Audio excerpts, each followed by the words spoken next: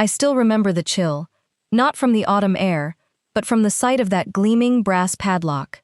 It wasn't on a garden shed, but on the pantry door in my own kitchen, the one I'd cooked in for 40 years. My daughter-in-law, Clara, stood there, wiping her hands on a pristine white towel, a small, almost imperceptible smirk playing on her lips. "Oh, that? Just for our specialty items, Mom. You know, to keep things organized." Her words were light, dismissive, but they landed on me like stones. That padlock wasn't about organization. It was a declaration. My name is Evelyn Thompson. I'm 72 years old, and for 45 of those years, I taught English literature at Northwood High. I've seen countless stories unfold in books, but nothing prepared me for the one that unfolded in my own home. 3 years ago, my world shattered. My beloved husband Thomas passed away peacefully in his sleep. The silence he left behind was deafening. The house, once filled with his booming laughter and the scent of his pipe tobacco, felt vast and empty. That's when my son, David, and his wife Clara stepped in. "Mom, you can't be alone," David had said, his eyes filled with genuine concern. "We'll move in, just for a little while, until you're back on your feet." I was grateful, truly. Their presence was a comfort in my grief. I saw it as love, as support. At first it was subtle. Clara, with her impeccable taste, began to reorganize. My antique china, cherished heirlooms from my grandmother, were relegated to the highest shelves, replaced by minimalist white plates. The delicate floral patterns, the gold rim that had caught the light at so many celebratory dinners, now sat gathering dust. My well-worn, comfortable armchair, where Thomas and I had spent countless evenings reading, disappeared one day, replaced by a sleek, uncomfortable chaise lounge. Its cold, unforgiving leather offered no comfort.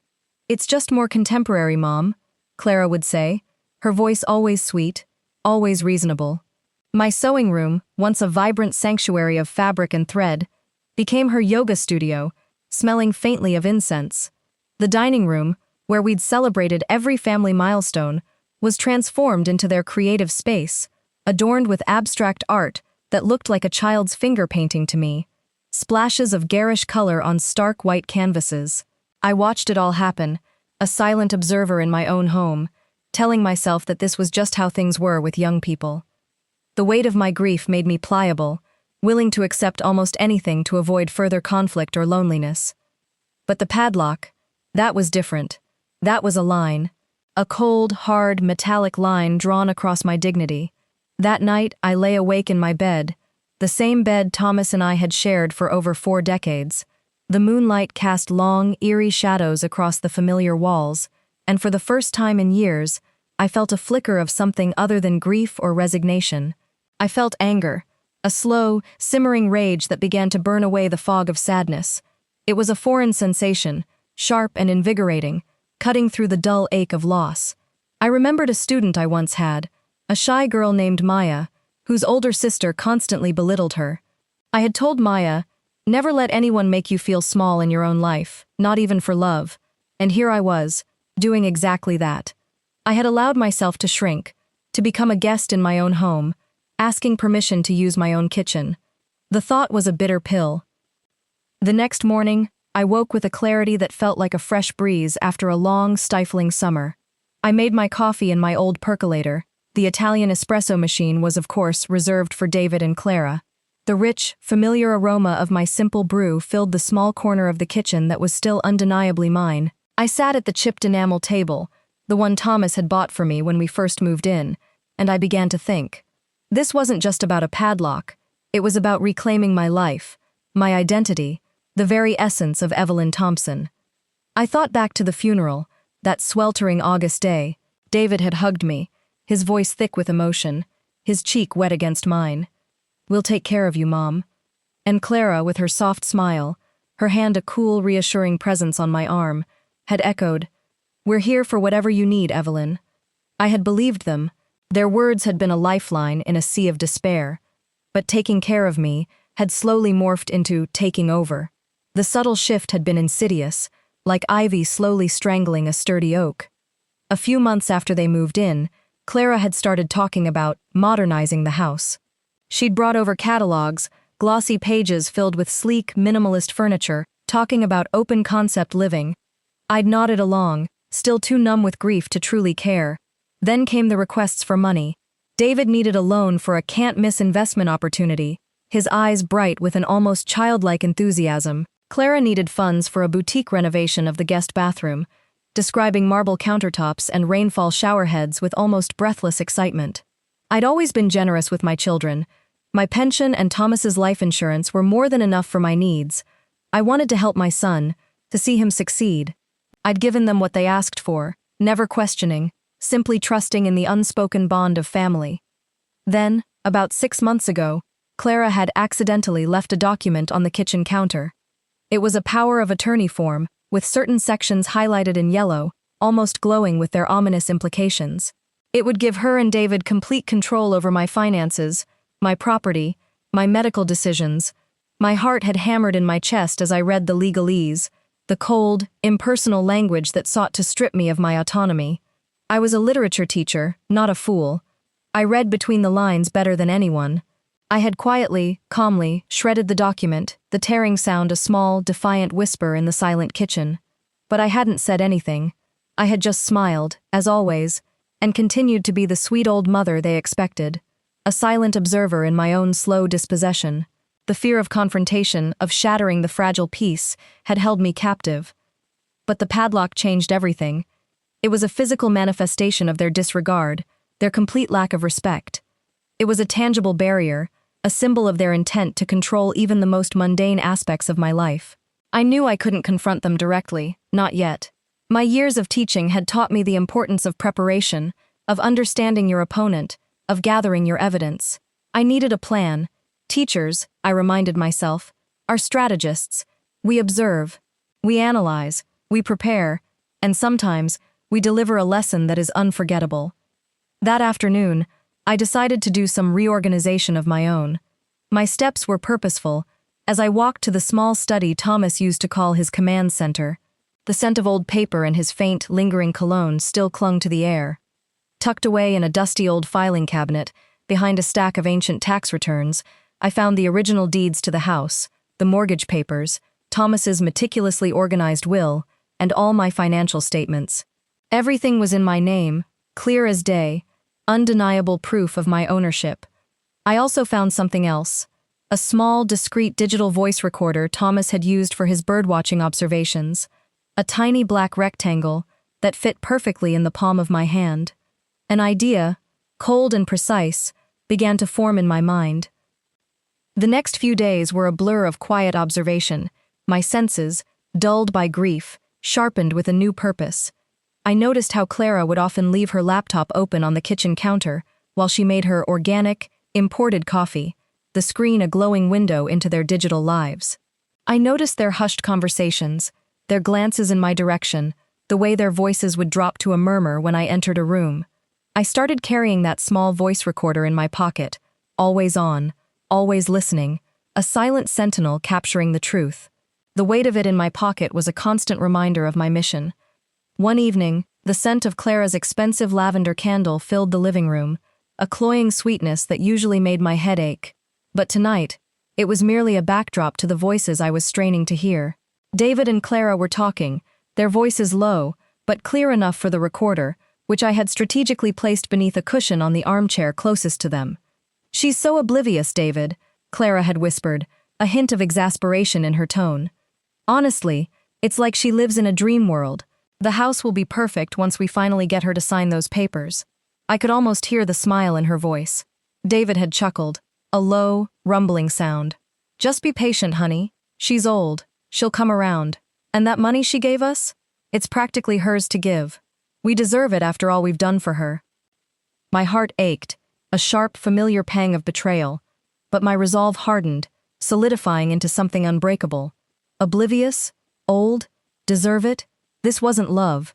It was exploitation, a calculated maneuver to strip me of everything I held dear. I had the proof now, not just of their words, but of their true, cold intentions. The recorder had captured it all, their casual cruelty, their blatant disregard for my feelings, for my very existence. I transferred the audio file to a secure cloud server, then made 3 backup copies, each one a safeguard against their deceit. I sent one to my old friend, Robert Maxwell, a retired lawyer I trusted implicitly, with a subject line, "Urgent, family matter." Robert, with his sharp legal mind and even sharper wit, would know exactly what to do. The next morning was a Sunday. The house was quiet, bathed in the soft golden light of dawn. David and Clara usually slept late, their mornings a leisurely affair of gourmet coffee and online browsing. I was up at dawn, as always. I made my coffee, the familiar gurgle of the percolator a comforting sound. I watered my few remaining plants, the vibrant green leaves a testament to resilience. Then I went to the kitchen. The padlock was still there, hanging brazenly on the pantry door, a metallic sneer in the morning light. I picked it up. It was cheap, flimsy, the kind you buy at any hardware store. I went to my toolbox, a battered metal box filled with Thomas's well-used tools. I found a pair of old pliers, their handles worn smooth from years of use, the very ones Thomas used for everything, from fixing a leaky faucet to mending a broken bird feeder. With a swift, decisive twist, the shackle snapped open with a surprisingly soft click. It was almost too easy. The symbol of their control, broken with a simple tool, a small act of defiance that felt monumental. I left the broken lock on the counter, its two halves lying like discarded husks, a silent challenge, a gauntlet thrown. But a broken lock wasn't enough. I needed to send a message, a clear, undeniable statement that would resonate with the weight of my years and my newfound resolve. I went to my desk, the same desk where I had graded thousands of essays. I took out a crisp sheet of paper, its surface smooth and inviting, and my favorite fountain pen, its ink a rich, deep blue. A handwritten letter, I decided, carried more weight, more gravitas, than any email or text message. It was a tangible artifact of my intent. I wrote not with anger, though the embers still glowed within me, but with the precise, measured words of a teacher who knew how to make her point, how to dissect an argument, how to deliver a truth. Clara and David, I began, my hands steady, the pen gliding across the paper with a satisfying scratch. I've decided to address the matter of the pantry lock, not with anger, but with clarity. I understand that you both have your own ways of seeing the world, and perhaps in your upbringing, such measures of distrust are commonplace. However, there are fundamental truths that must be acknowledged. This house, the property you currently reside in, is legally and unequivocally mine. The deeds, the will, and all relevant documents are in my name, and they are safely stored with my legal counsel, Mr. Robert Maxwell, who has certified copies of everything. He is, I assure you, exceptionally good at his job, and has a keen eye for detail. I paused, allowing the words to sink in, imagining their faces as they read. I am also aware of the power of attorney document you attempted to have me sign 6 months ago. I am a teacher, not a fool. I have taught over 800 children to read, and I can read between the lines far better than you might imagine. Furthermore, I am aware of the substantial sum of money David borrowed from me, ostensibly for a house down payment that never materialized, and which, I now understand, financed the luxury car you drive, Clara, the one with the personalized license plate. A rather expensive loan, wouldn't you agree? A flicker of satisfaction warmed me as I penned that last detail. And finally, I am aware of your conversations regarding my obliviousness and your plans for my future. I have recorded every word, every casual dismissal, every calculated whisper. This is not a threat. It is information. Information you both need to consider very carefully before your next action. This is your only warning. Should you ever again attempt to impose a lock on me, literally or metaphorically, should you attempt to diminish my autonomy or my presence in my own home, you will encounter a side of me you have not yet seen, a side that does not smile, does not remain silent, and has both legal documentation and the truth on its side. I have spent a lifetime teaching the power of words, and I assure you, I know how to use them effectively, both in and out of a courtroom. Think very carefully before your next move. The consequences of miscalculation can be severe. With the politeness I have left, Evelyn May Thompson, legal owner of this property, and a woman who has found her voice. I folded the letter neatly, the crisp paper rustling softly, and placed it in a cream-colored envelope. I wrote for Clara and David, personal and confidential, on the front in my elegant script, underlining the last 2 words for emphasis. I walked to the pantry, which now stood open, inviting, as it always should have been, its shelves once again accessible. I taped the envelope to the center of the door, at eye level, impossible to miss. Then, I retreated to the living room, brewed myself a cup of chamomile tea, its gentle steam rising in the quiet air, and waited. My heart thrummed a steady beat against my ribs, a mixture of apprehension and exhilaration. It wasn't a long wait. Around 11 a.m., I heard footsteps, the soft padding of bare feet on the hardwood floor. Clara emerged first, her hair a mess, still tousled from sleep, her eyes still heavy with slumber. She headed straight for the coffee maker, her morning ritual ingrained. Then she stopped dead. The broken padlock lay on the counter, its two halves glinting under the kitchen light. She picked it up, her brow furrowed in confusion, her fingers tracing the jagged edges of the snapped metal. Then her gaze drifted to the pantry, to the cream-colored envelope taped to the door. I watched her reflection in the window pane, a silent observer in my own drama. I saw the color drain from her face even before she opened it, a pale mask replacing her usual composed expression. Her hands trembled as she tore open the envelope, the sound a sharp rip in the quiet morning. She pulled out the letter and began to read, her eyes scanning the lines, her lips moving almost imperceptibly. I pretended to be absorbed in the garden outside, admiring the dew-kissed roses, but I was watching her every reaction, every subtle shift in her demeanor. Her eyes widened, growing larger with each paragraph. Her mouth formed a small O of shock, a silent gasp. Her hands began to shake violently, the paper rustling in her grasp. When she finished, she slowly folded the letter, her face a mask of disbelief, her usual composure utterly shattered. "Evelyn?" Her voice was barely a whisper, thin and reedy, devoid of its usual confident lilt. I didn't respond, maintaining my focus on the vibrant red cardinal perched on the bird feeder. "Evelyn, this is a misunderstanding. You've got it all wrong." I turned my head slowly, meeting her gaze. For the first time in 3 years, I didn't offer a polite smile, didn't soften my expression. My face was neutral, firm, unyielding. "There's no misunderstanding, Clara," I said, my voice steady, calm, each word carefully articulated. "Every word in that letter is the truth, and I have the proof to back it up. Undeniable proof." David stumbled into the kitchen then, rubbing sleep from his eyes, his hair standing on end. "What's going on?" he mumbled, his voice thick with sleep. He stopped short, taking in Clara's ashen face, the crumpled letter in her hand, and the broken padlock on the counter. He looked from his wife to me, confusion clouding his features, a slow dawning of unease replacing his sleepy haze. "Your mother," Clara choked out, her voice trembling, on the verge of tears. She knows everything, everything." David's face went pale, a sickly white. He looked at Clara, then back at me, a flicker of fear, raw and undisguised, in his eyes.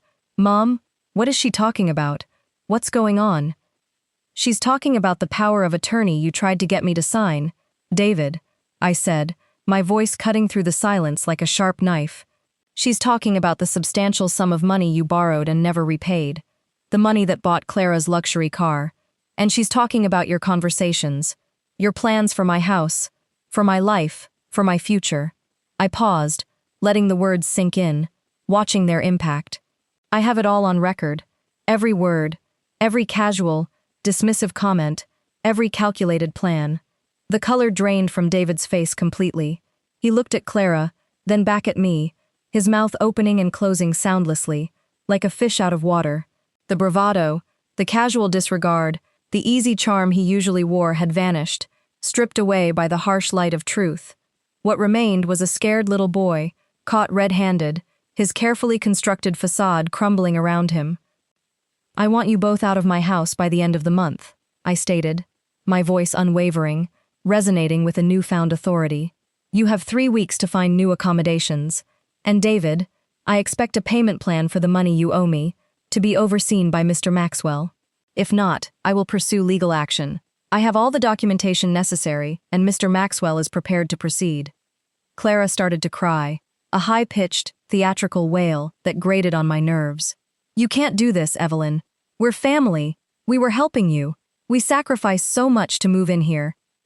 "Helping me?" I scoffed, a bitter laugh escaping my lips. a sound I hadn't known I was capable of. You were stripping me of my dignity, Clara.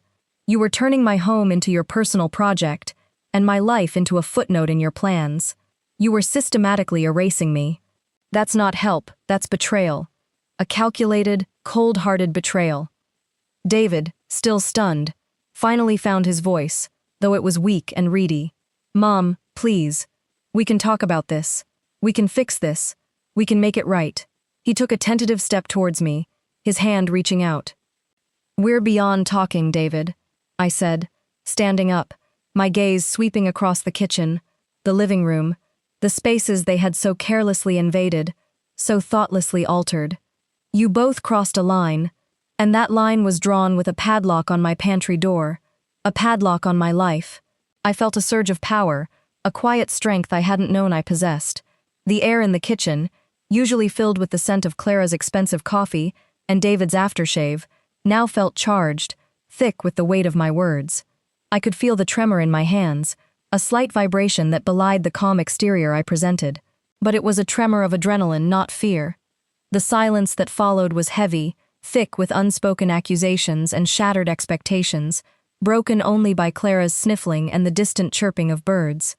David stood frozen, his hands still outstretched, a tableau of defeat. The carefully curated minimalist kitchen suddenly felt cold, sterile, reflecting the emotional landscape between us. I walked past them, picked up my cup of tea, its warmth a comfort in my hand, and went to my room.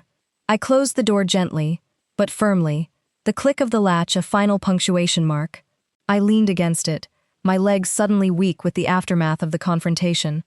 My heart was pounding, a frantic drumbeat against my ribs, and my breath came in shallow gasps.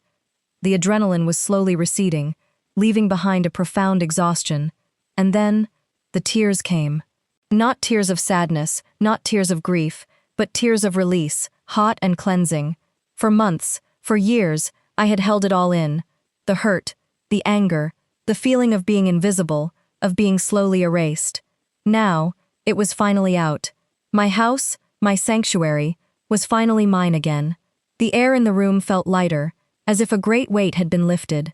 I took a deep, shuddering breath, and for the first time in a long time, I felt truly free. The next few weeks were tense, a palpable strain hanging in the air. David and Clara moved out, their departure marked by a hurried packing of boxes, the scraping of furniture, and a palpable air of resentment that clung to them like a shroud. I heard their hushed arguments, the slamming of doors, the frustrated sighs. They left the house looking somewhat disheveled, a few forgotten items, a faint scent of their expensive perfumes, but the silence they left behind was a welcome balm, a soothing quiet that settled over the rooms. I spent the first few days simply walking through my home, touching familiar objects, running my hand over the smooth wood of the dining table, rearranging furniture back to its rightful place.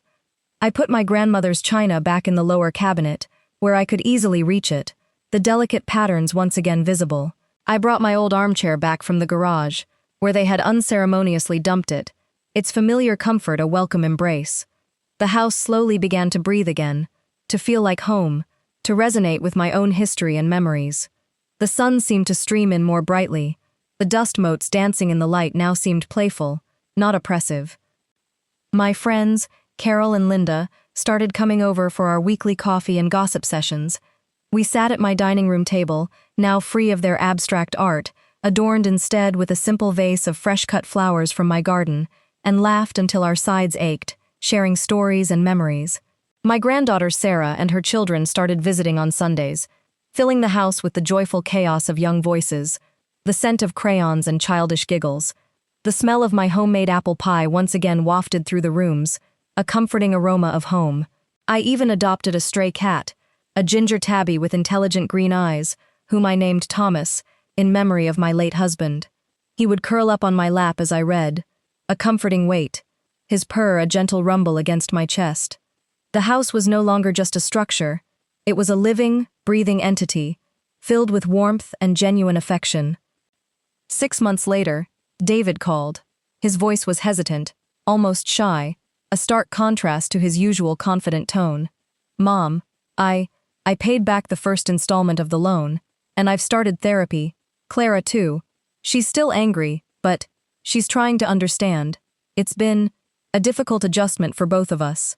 The words were delivered with a humility I hadn't heard from him in years, a genuine vulnerability that touched a chord deep within me. "And you, David?" I asked, my voice softer than it had been in months, a cautious olive branch. "I'm learning, Mom. Learning about boundaries, about respect, about what it means to be a son, and what it means to be a good person." There was a long pause, filled with unspoken regret, a quiet acknowledgement of the damage done. Can I take you out for coffee sometime? Just us? No agenda, no expectations, just coffee?" His voice held a fragile hope, a tentative step towards reconciliation. I thought about it. The wound was still there, a tender ache, a scar that would always remind me of what had transpired, but it was no longer raw, no longer bleeding. The anger had subsided, replaced by a quiet understanding. "Yes, David," I said, "but not here, not yet. Let's meet at the cafe downtown, the one with the good scones." It was a compromise, a small boundary still in place, a necessary step in rebuilding trust. "I understand," he said, his voice filled with relief, a fragile hope. "I love you, Mom." "I love you too, son," I replied, and I meant it. But love, I had learned, didn't mean blindness. It meant seeing clearly, setting boundaries, and choosing to rebuild on a foundation of honesty and mutual respect, not on silent suffering. It was a love that had been tested, broken, and was now, slowly, painstakingly, being mended. A year has passed since that day. I'm sitting in my garden now, the sun warm on my face, a gentle breeze rustling the leaves of the old oak tree. Thomas, the cat, is purring on my lap, a soft, rhythmic sound of contentment.